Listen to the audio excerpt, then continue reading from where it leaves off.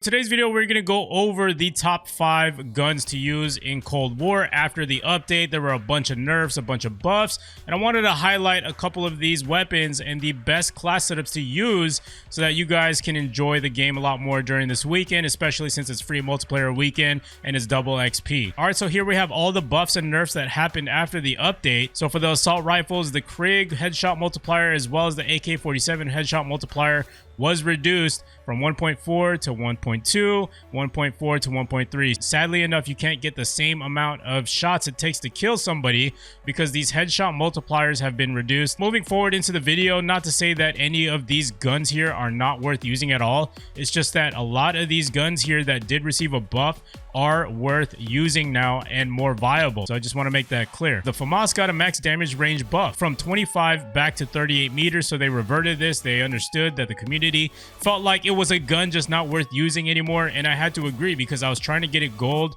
and it was just really tough to complete camo challenges because of the gun. It was just so bad to use. The recoil was all over the place. It was really weak.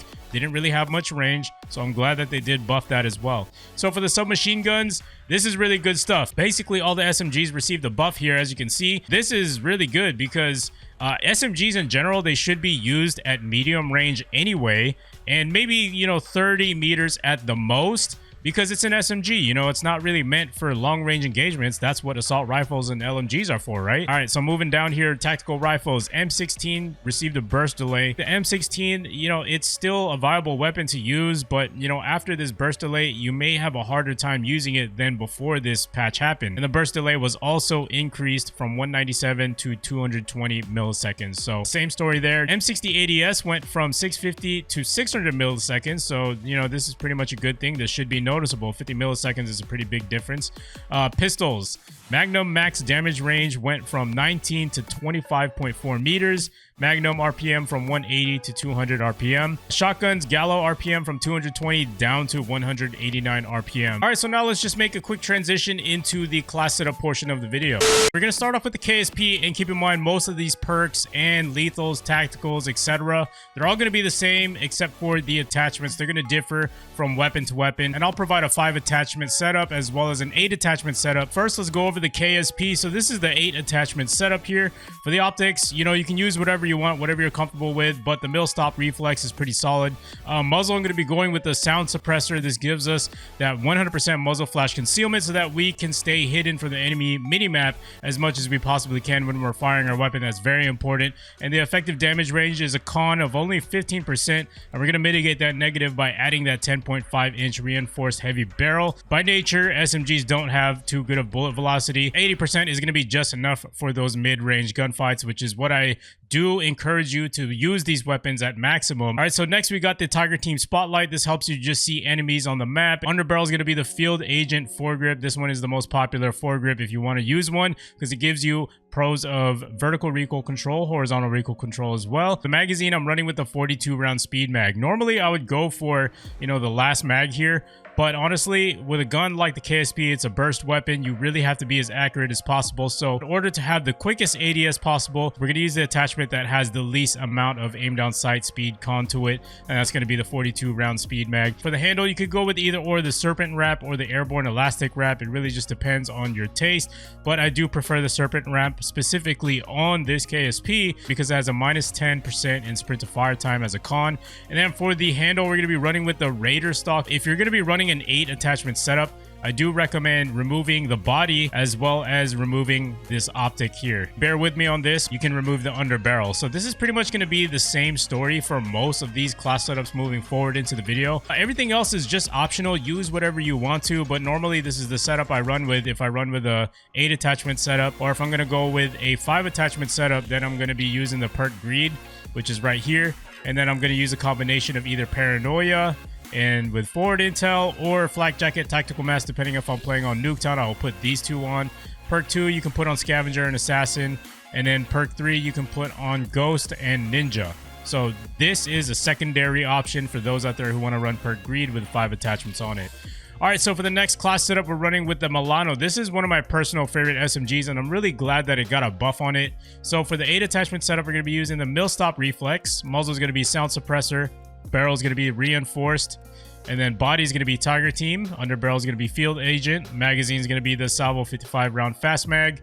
And for the handle, we're running with the Serpent grip. You can use either or here, Serpent or Airborne. Doesn't really matter. Stock is going to be the Raider stock once again. And then again, of course, for those who want to run the 5 attachment setup, you could remove the underbarrel. And yes, the Milano is still a beam from medium range, so you're not going to have a hard time controlling that recoil.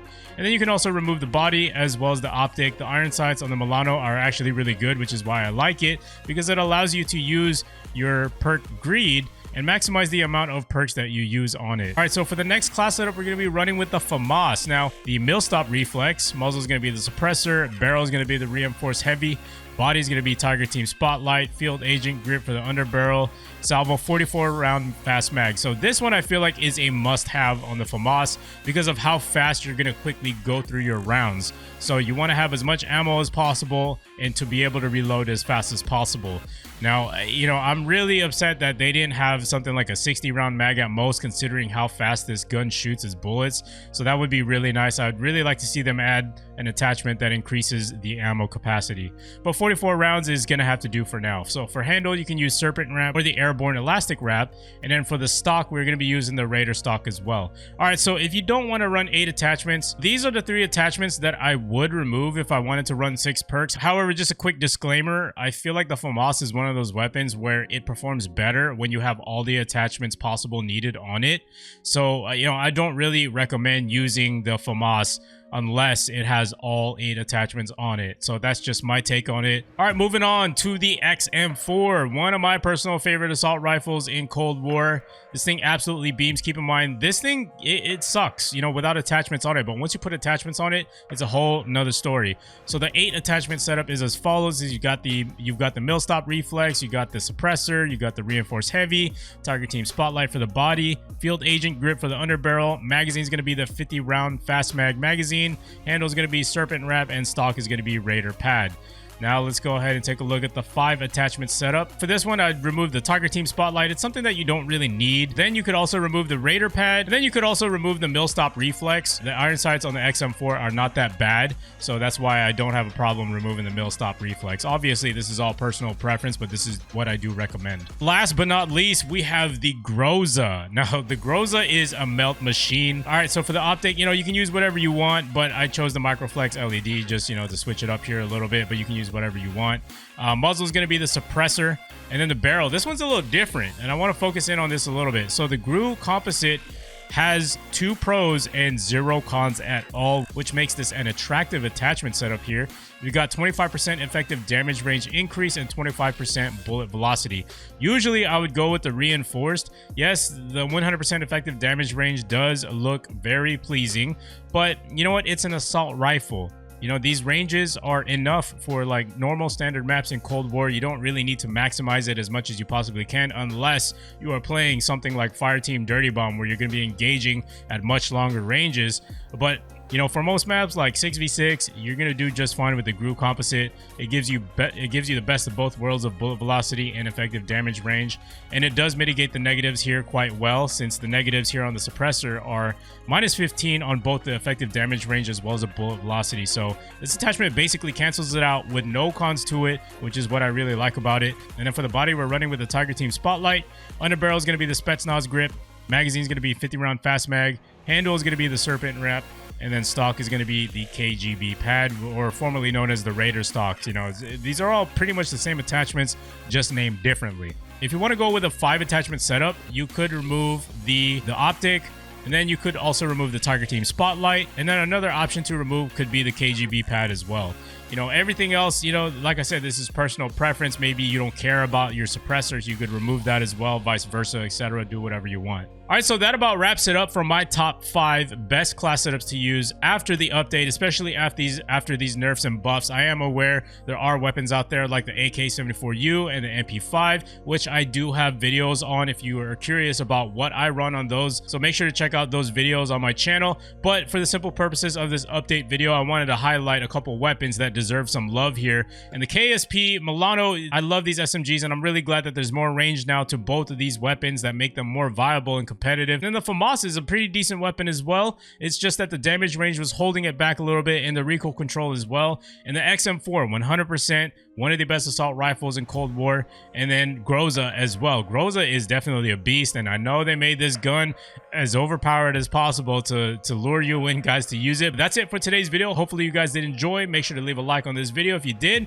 and subscribe if you're brand new around here. Join Turbo Nation today. Don't forget to make that official by subscribing and turning notifications on, and I'll see you guys in the next video. Let's go, baby.